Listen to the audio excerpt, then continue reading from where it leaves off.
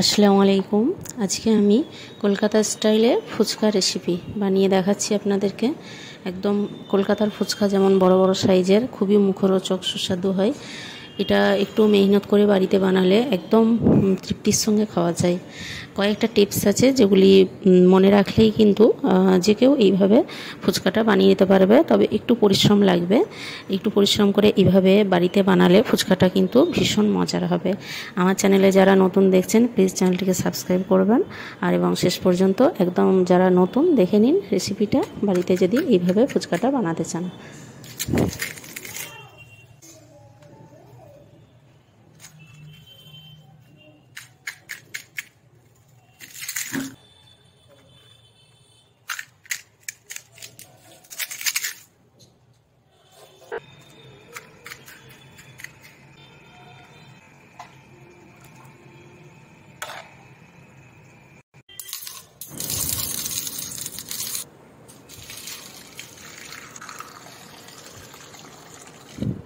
ফুচকার আলুটা ভর্তা বানানোর জন্য আমি প্রথমে ছোলাটাকে ভিজিয়ে নিলাম 3-4 ঘন্টা আগে। আর এটা তেঁতুল, যে তেঁতুল জল, টক জলটা বানানোর জন্য যে পরিমাণ তেঁতুল লাগবে, এটা 1 ঘন্টা আগে ভিজিয়ে যখন তেঁতুলটা একটু নরম হয়ে যাবে এইভাবে ভালোভাবে তেঁতুলের জলটা বের করে নিয়ে আমি ছাঁকনি করে ছেঁকে নেব।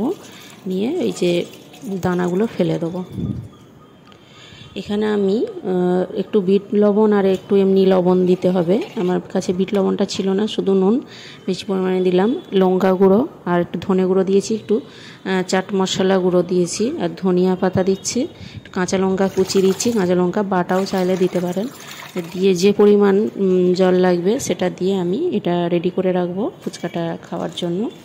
আর এখানে ফুচকা বানানোর জন্য আমি 10 টাকা প্যাকেটের একটা সুজির প্যাকেট নিলাম। এইটা 200 গ্রাম সুজি হবে। আর এই সুজিতে আমি এখানে গমের আটা দিচ্ছি 2 চামচ। এর আগেও আমি ফুচকার রেসিপি শেয়ার করেছি আমার চ্যানেলে, তাতে আমি এই সুজির সঙ্গে ময়দা দিয়ে ফুচকাটা বানিয়েছিলাম, সেটাও খুব সুন্দর হয়েছিল। আর এখানে আমি সুজির সঙ্গে গমের আটা দিচ্ছি। আর সামান্য পরিমাণ নুন দেবেন। অনেকে বলে খাবার সোডা দিলে ভালো হয়, কোনো কিছু দেওয়ার দরকার নেই। আমি যেভাবে দেখাচ্ছি ঠিক এইভাবে ডোটা বানিয়ে ফুচকা বানাবেন, দেখবেন যেভাবে দেখালাম একদম মচমচে ফুচকাগুলো হবে। খুব সামান্য পরিমাণ নুন দিয়ে আর নর্মাল পানি এমনি দেবেন। যে পরিমাণ সুজি নেবেন তার অর্ধেক পরিমাণ পানি দেবেন। তাহলে কি একটু ঢলা ঢলা করে এটা ডো বানিয়ে ঢাকা দিয়ে রাখবেন 20-30 মিনিট। তাহলে সুজিটা পানিটা টেনে নিয়ে একটু শক্ত মতো ডোটা হয়ে যাবে।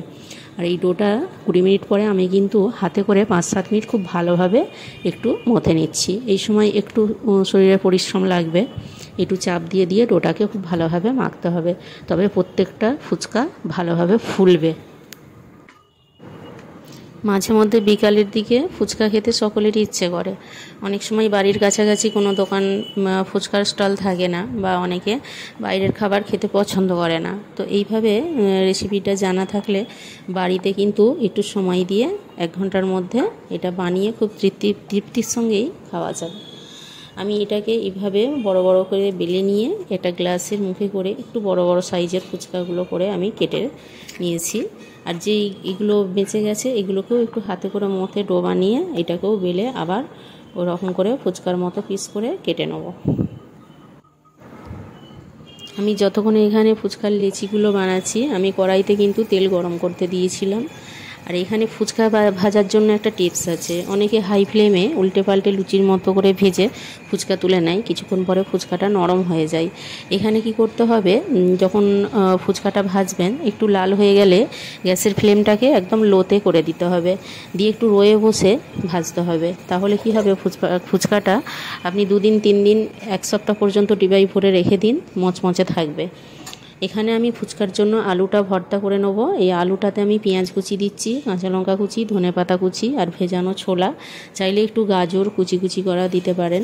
দিয়ে যেই কয়েকটা ফুচকা ফুলেনি সেগুলো এরকম করে আমি ভেঙে দিয়ে দিচ্ছি। আর এর সঙ্গে একটু স্বাদ মতো নুন বা বিট লবণ দিতে পারেন, একটু গোলমরিচ গুঁড়ো দিতে পারেন। আর এখানে একটু তেঁতুল জল মিশিয়ে দেবো। এই ভর্তাটা এরকম মানে বানাতে বানাতেই জিভে জল চলে আসবে। তো এখানে দেখতে পাচ্ছেন ফুচকাটা খুবই মচমচে হয়েছে।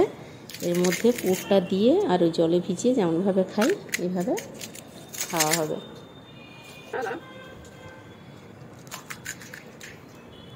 এটা বাড়িতে তৈরি, একদম বিশুদ্ধ, খুবই তৃপ্তির সঙ্গে এইভাবে আপনারা ফুচকাটা বানিয়ে অনায়াসেই খেতে পারেন। ভিডিওটি দেখার জন্য আপনাদেরকে অসংখ্য ধন্যবাদ। সকলে খুব ভালো